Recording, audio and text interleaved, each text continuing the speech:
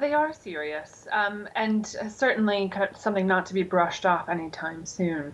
Bannon, of course, has ignored subpoenas for conversations and documents relating to the January 6th riots that we saw at the Capitol. So this has been building for some time. So to have Bannon officially on trial is something that we're going to see a lot of attention focused on in the United States. I'm not sure that it's going to materially change what's happening with the hearings we've been seeing in Congress and whatnot, but it's the first time we've seen Bannon put it back in the public spotlight since January 6th. Yeah. So a lot of political and social attention.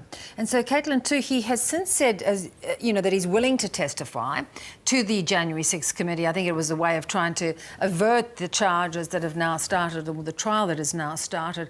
He's not likely to say anything significant against Trump, though, in those, if he was allowed to appear before the committee. Most likely not. Yeah, we've seen him trying to put a protection around kind of his role around January 6th and his move to ignore the subpoenas by saying that it was effectively under orders, something that the Trump camp and Trump himself have also disagreed with. So we've seen a bit of friction there between Bannon and current staffers, if you will, of the president. But we've not seen any reason to think that there would be enough of a split that we'd have kind of a bombshell, testimony by Steve Bannon. Yeah, although the January 6th committee has been coming up with some bombshells, and we know that there'll be further revelations, what are you expecting? More political and social volatility, certainly, regarding this. So we've seen a lot of big statements around Trump's role, of course, in encouraging protests around the January 6th transition, of course, and we're likely to see more of that. Interestingly, a lot of the evidence that's been presented by the Congressional Committee so far hasn't really been, contradicting, if you will, the evidence that was available publicly prior to this official hearing. A lot of it is because detailing with minutia and, timestamps and what have you, a lot of the information that was already circulating. In a sense, it's a way of pulling together a formal case, and that could potentially lead to some charges for the former President Trump down the road.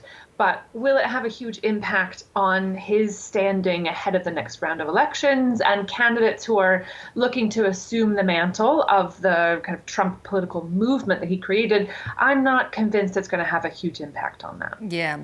So let's look at of course, we know the midterms are approaching. They're approaching fast. Is the committee working towards trying to improve the Democrats' chances at those midterms, or what is their goal, do you think?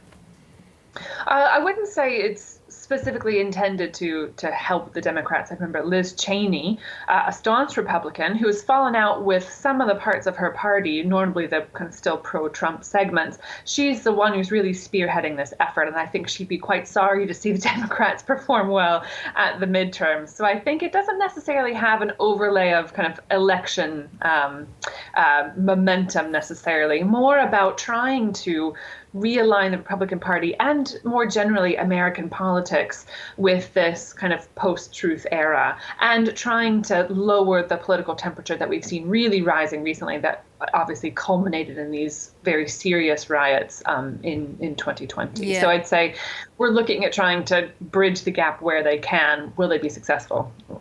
It's a good point, and there was, I think, polls out showing a very serious fall in faith that Americans have in democracy and the whole process, which shows you that the split is very real, this ongoing division is very real.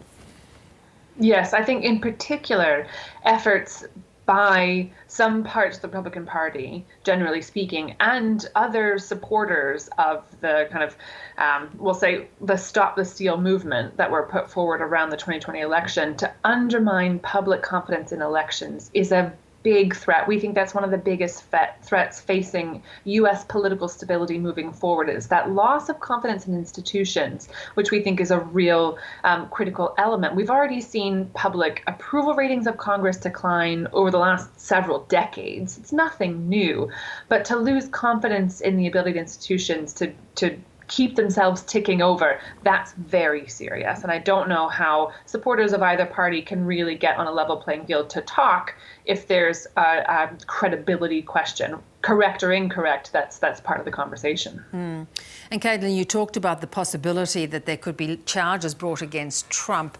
I mean, we're still not 100% sure if he's going to have another tilt at the presidency in 2024.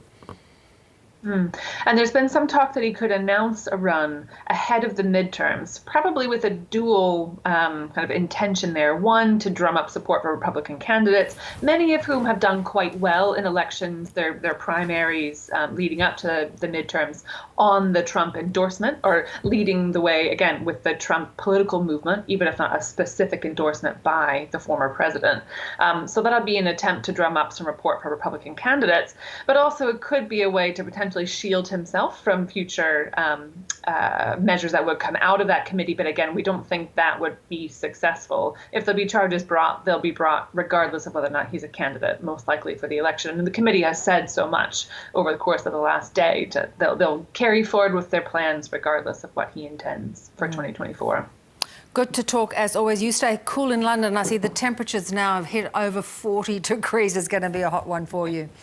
It's painful. Take care.